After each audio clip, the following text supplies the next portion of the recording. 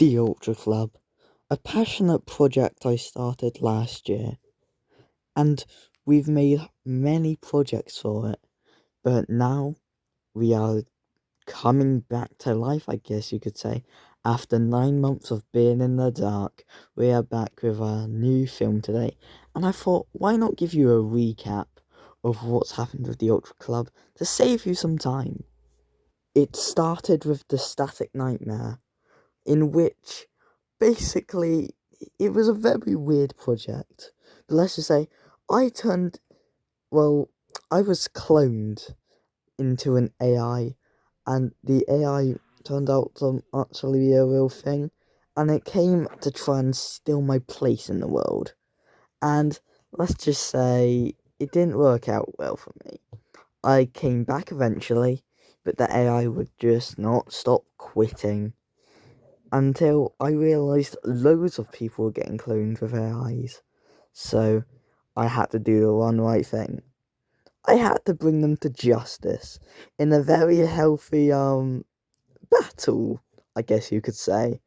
Um do not ask me why Elon Musk is the Terminator, guys.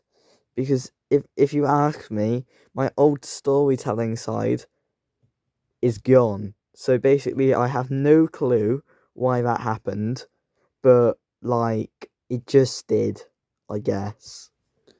But the Static Nightmare introduced Speedy the Speedster, the Ultra Club's main hero, who, well, as you can tell, it's a very prominent character, and you'll tell that right later when you watch the origin of Bootleg Bill. He's been through a lot. He has a best friend, Montague, who him and Speedy became heroes together in a company called Heroes. I know how creative. Um they signed up for this job, they got turned into superheroes, but Montague got turned evil. Which did not go down very well for Speedy or him. So Speedy had to try and get Montague back, but luckily in the end it all worked out. Speedy got Montague back. Montague found Speedy. It was all just happy in the end. But Montague was Speedy's only friend. Hold that for later, guys. Then afterwards, we released how the school pets became astronauts. It was a very nice story, honestly, but obviously, it's my old days. The animation was horrible. I wasn't using Fortnite yet. But we had these three main characters, Cosmo, Wolfie, and Carrot. They were all animals who were eager to find their place. Cosmo was a cat, Wolfie was the dog, and Carrot was the rabbit. They all had their unique stories, but they all wanted to do one thing. They wanted to be astronauts. But there's a reason they ended up why, like, they're all humanoid and why they are now. You'll figure that out soon enough. But it's top secret storytelling stuff. Um, Basically, they go to a school trip with their parents, who are actually the teachers, Mike and Julie. And luckily for them, they are going, well, like I said, to a space station. Um, and they manage to, well, Cosmo gets stolen from space. I don't know how that happened, right? Obviously, it was my old storytelling, but things were still fresh. Um, but then the pets had to organize a plan to get in the rocket and go save Cosmo. Meanwhile, Cosmo was in the space, was in space, and he met this guy who seemed pretty trustworthy and nice, but really what he was doing, he was luring him into the trap, and he said to Cosmo that he could save the universe by, well, he needs his help to fix the universe. But then, obviously, the other pets come and try to save the day, but they actually don't believe him. So, but, well, the monster decides to start up their rocket but launches them out of the universe anyway, so he can ruin it as it is. Which is such a nice delight, isn't it? Like, I'm so good at my speech, guys. Look, it was very interesting. It took some weird turns, but afterwards, they went through so many different realities, they crash landed into literal nothing. But the monsters started taking over their universe. They had to find a way to get back. After a long argument, they decided they were going to have to go back and save everything they've ever loved.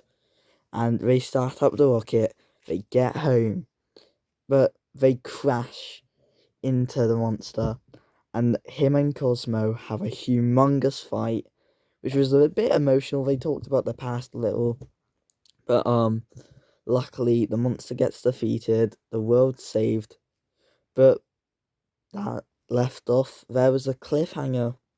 The credit scene, it teased that something bigger is coming, something they might not be able to stop on their own. Then we have Stranger Danger, which follows two teenage boys in Maple Ridge, Sebastian and Jay, who are setting up their high school prank on a Saturday. I don't know why. Storytelling, I reckon. Then we have, well, when they go to the school, set up the prank, although something happens that they don't expect. They see on newspapers after they set up the prank that maybe things aren't as they should be. Schools, cities, everything is teleporting away, and the closest thing has been 15 minutes away, and it's been a school. The two decide to go investigate, but they get teleported away before they can even leave Maple Ridge. Then they get teleported to the shroom room. It's not a pleasant place, it's a place full of mushrooms. They have to find a way to escape, but there's mushroom monsters, or fun guys, as I like to call them. Oh my god, why did I ever call them that? But they get stopped. Then we progressively see more monsters coming, and then by episode 3, we meet this guy called John. He's trustworthy. He sets up a base around the place they've been living in the shroom room. He's killing all the fun guys for them. Jay decides to go with him on a fun little mission, but as it usually goes, they don't come back normal. Well, John doesn't come back at all. Jay comes back corrupted, but Sebastian knocks him out of it, and then they meet the Shroom Demon and the Entity. The Entity's he's basically John, but the Shroom's corrupted him. And then the Shroom Demon, who is just he was birthed from the creation of the Shroom Room. But then in the final episode, they have a dirt bike race, and whoever wins gets to go home, and whoever loses, they weren't told this, but if they lose, they die. But things don't go their way once again, and they lose the dirt bike race. Does Sebastian die? Yeah, but Jay luckily gets to resurrect him, which is happy for everyone. But before they could even celebrate, things don't go the way planned. The Shroom Demon has come back to Maple Ridge, and he's causing havoc. There's a 1 year time skip because they've been asleep and knocked out for a whole year. Maple Ridge is different now. It's reformed. But Jay and Sebastian need to fight the Shroom Demon. They get him back to not to Maple Ridge. They get him back to the Shroom Room, and it's all happies until we see that oh god, the military have taken over the town. And then we had Stranger Danger Season 2. We meet, well, we meet them up again. But now they're celebrities, at least in their dreams. The town really hate them. They're not being appreciated for what they've done. But worst of all, the Shroom Room is back. There's a mole now, which they hang out in the first episode. It's a prominent area in the season. But they go and see. Well, they meet Killswitch, who is really nice. He's kind of helping them. He's a military robot, so he's gonna know a thing or two. He helps them out. And we meet this new villain, Torin, who's kind of pulling the strings. She corrupts Jay. Well, what's new? She makes Jay fight Killswitch and Sebastian. Things are just going downright horrible. But we learn Jay has a sister named Bella Watson. Does she have involvement? Maybe not. But then it comes the final episode. They plan to shut the Maple Ridge portal by, well, they set up borders that can blast down to destroy the portal to the Shroom Room in the mole. But it would destroy the mole. But Torin breaks them all. And it doesn't, once again, doesn't go as planned for Sebastian, Jay, and Killswitch. But Sebastian and Torin have a fight. It's very intense, but Sebastian goes home because they need to prepare one last plan. Sebastian falls asleep, but then there's these new things called spires that are alive. They're brutal, but they have to fight one huge one. But Killswitch has a military friend, Tyler, who became a prominent character in that episode. He's helping them out. He helped them beat the spire, closing the Shroom Room portal, but that's not what they did. The mole explodes, and it opens an even bigger Shroom Room portal, and that's all that area is now. So basically, that is Stranger Danger. Then, last and least, Virus. It's a 2-hour and 48-minute movie. We filmed it in Mellon Playground. It's not got a great plot, but here it goes. Basically, the military, they need an agent, but there's this guy, Poison, who makes a virus who is absolutely insane, capable of killing, but it starts. Poison has been torturing Virus, who's just a little kid, but Virus obviously claps back, just kills Poison, and then he dies because the police arrest him for some reason. I don't know. Well, obviously kill his dad. That's a good reason to be arrested. Then Virus comes back to life from death. And he finds out he's invincible. Basically, he's unstoppable. But then he fully gets arrested. He's boarded up, and then we have Virus, the title card. And then we meet this heart thing that grants unlimited power.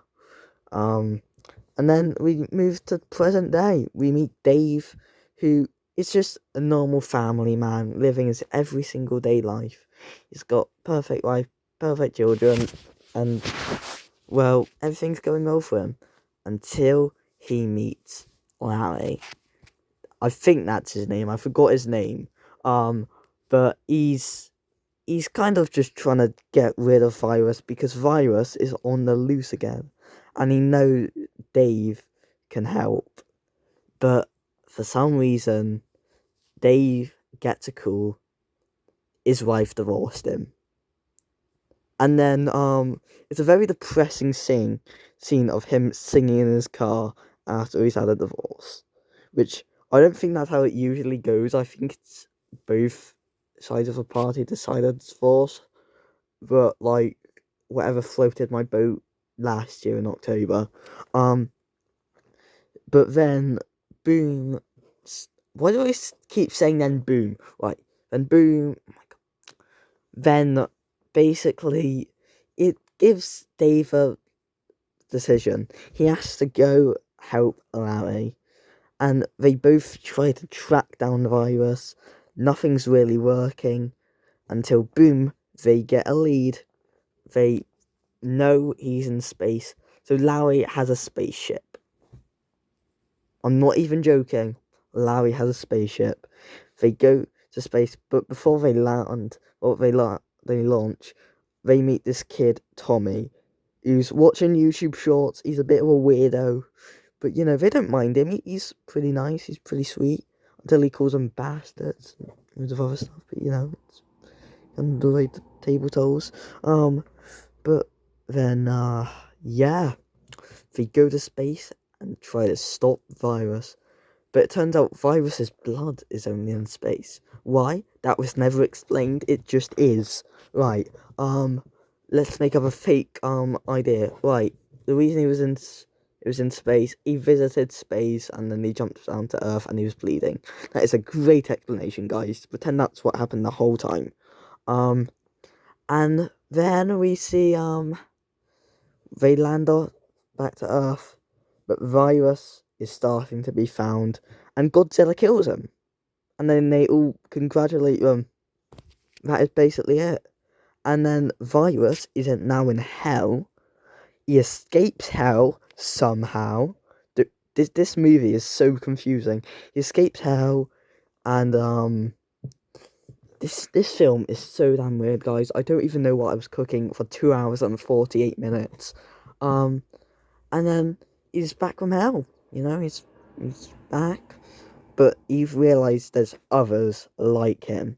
Virus 2.0 and Virus 3.0. They were meant to be the better versions of him, but you know that the better versions clearly weren't that better if they're just thrown away. They meet, and then Virus 3.0 can shift his voice for some reason. It's because I couldn't be asked to ask Retro to give us more lines. I mean, you know, it's, I guess, down to laziness. But then, luckily, not Sebastian, Dave has a lead again, and him and Larry go to try and save the world again for some reason. But it turns out that heart that I mentioned earlier, it's sunk into a vat of acid. But that's what the viruses are trying to get. They are trying to be as powerful as they can be. And then they go to the vat of acid, and boom, it's there. But Dave and Larry have already caught up, and then they all have a humongous blood fight, and just it's insane, really. And then it's revealed that Larry is actually poison, and he's led them into the trap so we can kill them all at once and erase all of his secrets. Yes, poison made humans. It's so unbelievable. Like, what even was I thinking? And then, luckily, they all kill Poison. He gets thrown into the vat of acid, and they have the Warden heart, but it's stored away. But then we have the credit scene. A mysterious figure wearing black walks up to Poison, and that looks like Bootleg Bill. Stay tuned for more. See you later, everyone.